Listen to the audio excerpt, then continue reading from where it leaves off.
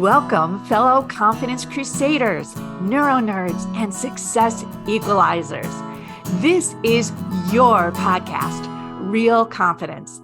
I'm your host, Alyssa DeVere, and I'll be sharing a bit of basic brain science, some surprising social secrets, and a touch of tough love. Why? Because I believe confidence is everyone's fundamental right and choice. So let's get to it.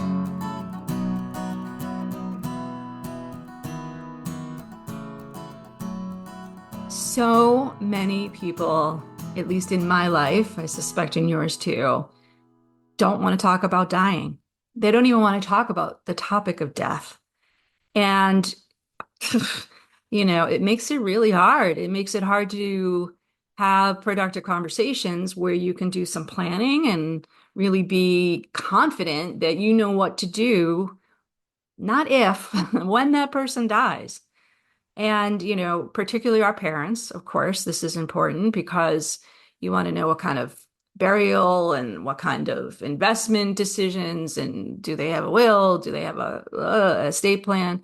What do you do? And, not to give your children the confidence to know before and, of course, once it happens, that's, in my humble opinion, it's irresponsible. It's irresponsible, but people don't want to talk about death. And having a lot of conversations over the years with my parents and my in-laws, I mean, it's pretty amazing. People just don't want to talk about it. And I'm like, well, personally, I'm the opposite. I don't know why. Like, I documented everything for them, where the bank accounts are, the insurance policies, all that. I have all the emergency plans and a place they know where to find them, the will, the estate plan, the do not resuscitate, and the proxies, and all those things. And if you don't have any one of those, at least get a will done. I don't usually give advice, my friends, but get at least a will done. And you can go to an attorney for that. There's also online sources for that. I don't have any that I can recommend, but don't leave a situation where your kids have to be deciding who and how to divide all your assets and things. That is just, it's a terrible place to be. If you can get an estate and the other things done too, of course, those are really important. Do not resuscitate, power of attorney, those things, so that if in the situation where you're not able to represent yourself in the hospital or otherwise in the court, you have somebody, whether it's your kids or somebody else, that knows they're going to step in and speak on your behalf, make some decisions. So important in my opinion. But again, a lot of people don't want to deal with it, so they don't. And it's a hard subject. I'm not going to, people are going to deny to you that they're ever going to die. Yeah, right. Well, even the mythological gods, at the end of the day, are not immortal. So I don't know why people feel like they're not going to die. So they're not, they're just not going to talk about it. They're going to put their head in the sand, la, la, la, la, la, right? Let's not talk about it. It's because it's scary, right? It's a scary, like, we don't know what's going to happen. And, religion and other things, whether it's scientific evidence about what happens to your physical being, the religions and the quasi-religions about your spiritual being and all that, there's a lot of unknown. There's a lot of unknown. So we can't control it. We don't know how we're going to die. We don't know when we're going to die most of the time. So all of this makes us a little bit neurotic and scared and insecure. We can't control it. We're scared about it. We're going to miss out on maybe future family milestones, celebrations, things with our friends. All that makes us sad. Yeah, of course I get it. And perhaps one of the greatest fears, although it may not be the one that we all recognize, is we're worried about being forgotten, right? That people are not going to remember us, that it's the ultimate state of not belonging, right? We're no longer part of the living. We're no longer part of our life and our friends and family and all that goes along with living. And that's scary. That's sad. It's depressing. So that's why people don't want to talk about it. But, having maybe it's the courage or the foresight or the paranoia or whatever you want to label it, to actually have those conversations with your kids, with your spouse, with your partner with other people that aren't you want involved, to really lay out things like I mentioned before, like what insurance do you have, your finances and all that, really important.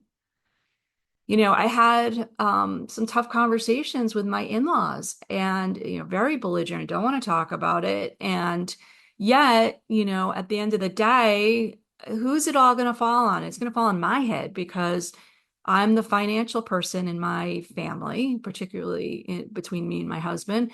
And so really understanding if and what they have as assets that could be applied if they need to go to some kind of a nursing situation and otherwise. And, I didn't think it was a terrible question, but boy, oh boy, oh boy, oh boy, was that an ugly one. So hard. It's really hard. And then, getting into even how do you want to be handled when you're dead? Do you want to be cremated? Do you want to be buried? Where do you want to be buried? What kind of casket? Oh, right? Blah. Who wants to talk about it? But we have to. But we have to. So part of this getting over the hump, I think for me has always been number one, it's responsible. It's doing the right thing so your kids don't have to second guess, they're not stressed out about it, they don't fight over things later. I mean, how many movies and shows have been on that, Succession and otherwise, right? That they don't have to make decisions on your behalf of how you want things to go once you're no longer here to decide for yourself. And I think that the responsibility is what propels me. But I also think, quite honestly, is it's really empowering for both of us, right? It gives me the confidence to know that my ducks are in a row. And if I'm not here to kind of move the ducks forward, and I say not here, maybe I'm not able to in some kind of a medical situation, or I'm literally dead and I can't do it, that somebody can move those ducks forward on my behalf in a way that not only do I want, and I know is probably the best way given, the way I structure things financially here, but that my kids don't, again, have that pressure to have to second guess.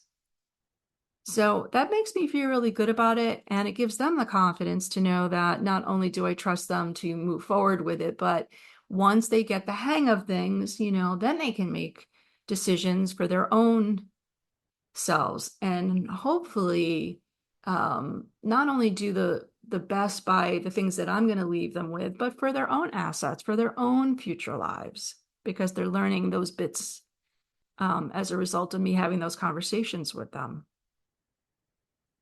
So I would like to invite you to think about a couple things on how to make this easier to have a conversation for yourself with your loved ones, but also maybe to talk to a parent or an in-law about their stuff, right? And we're going to come back in a minute to really kind of peel apart ways that make it a little less scary, a little less difficult. All right, we'll be right back. Want to level up your confidence, your career, maybe even your coaching? Well, then head over to AmericanConfidenceInstitute.com. E-classes are there as well as our coaching certification program, and you don't need any coaching experience to do it. However, if you are an experienced coach, you can get ICF and SHRM continuing credit. It's fast and easy. If you work in an organization, consider bringing in a kick-ass keynote or a uniquely engaging workshop. We also have team learning programs, and they all apply to both your personal and professional life, which makes them really special. They're great for ERGs, the leaders, the member programming, or really any type of professional learning and development in your organization. So give us a holler at www.americanconfidenceinstitute.com. Okay, well, I started this podcast by talking about all the scary stuff, like why we don't want to talk about death and, this ultimate, we're not going to fit in and be forgotten and all that. So part of, I think, the answer to how do you get over the hump of this is to think about your legacy in terms of what you want people to remember you for, right? And in past podcasts, we talked about the eulogy, the YOULOGY that we do at the Confidence Institute that really helps people identify the values that they have and want reflected through their lives. But I'm not really talking about that kind of legacy at the moment. I'm talking about once you are gone, are you leaving a mess? Are people going to be mad that you left the mess for them to figure out how to clean? And, it could be everything from cleaning out the actual house or apartment that you're living in. That certainly is enough to make people angry. I've been through that a few times. And it's really aggravating when people collect a lot of stuff and then leave it for somebody else to deal with. But also, if the finances are in a mess, if nobody knows where the insurance policies are, right? Leaving that challenge, that chore to people, let alone your loved ones who are probably really sad that you're no longer alive. It's not a great legacy. I'm telling you, it's not a great, profile to be like, she was awesome. And then she died and left me a total nightmare to deal with, right? Not good, not good. So tell yourself you're doing this for the people that you love because you don't want to leave them with a nightmare to deal with, like I said, when you're passed. At the same time, I think it is a way to honor the wishes of your parents or the people that you are going to have that conversation with for their own things, right? And you could start the conversation like that, someday when you're no longer here or you're in a situation where you can't represent yourself, I want to make sure that your wishes are honored. And I can only do that if I know what those wishes are. Right? So it's a positive way of presenting what's going to be a tough conversation as opposed to, let me know what you want me to do when you're dead. Right? Or, let's go through your finances, right? That's just not a good approach because it's going to raise all that amygdala activity of fear and get them in a very bad cave person reactive fight or flight aggression. I don't want to talk about it kind of mood. So, you know what? I want to be prepared to honor your wishes is a very positive, proactive way of approaching it. So while we're saying that death is really hard to talk about, we know that life is short and we got to live the fullest. And this is one thing that we can actually have some control about, which is being prepared for when we die or when our parents or other people that we are going to manage their estates, when they die, we can be better prepared so that when those moments happen, we don't leave, a pile of poop for somebody else to have to clean up. Or we don't have to deal with that pile of poop if somebody else has left it for us to clean up. So I invite you to think about that and give yourself the confidence to know that if and when, or I should say again, when it happens, we're in good shape. We know exactly what to do, or other people know exactly to do for us. All right, tough conversation, but hopefully helpful. And hopefully you're going to go ahead and make some of those things happen. And again, if you don't have a will, do that first, my friends. Get a proxy for somebody to take care of your health if you're unable, and a power of attorney. Those are all really, really important documents, estates and other things beyond that. Talk to an attorney, an estate attorney, or an attorney that handles that for you. I'll leave that to you, my friends, but please, please, please at least get a will. All right, take care. See you next podcast. Bye.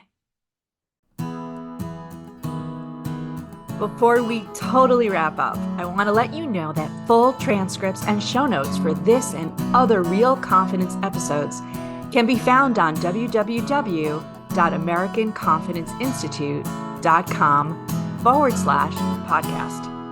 I also want to remind you once again that the best way to get confidence is to give it to others, and you can do it just by liking and sharing this episode on your preferred podcast and social media channels. You can even give me some confidence by noting topics you'd like me to consider for the future. So for now, this is Alyssa DeVere. Thank you for helping to bring more confidence to the world. Master editing done by Ben Weinstein with original music performed and composed by Jeff Mitchell. Real Confidence is a production of American Confidence Institute. All rights reserved.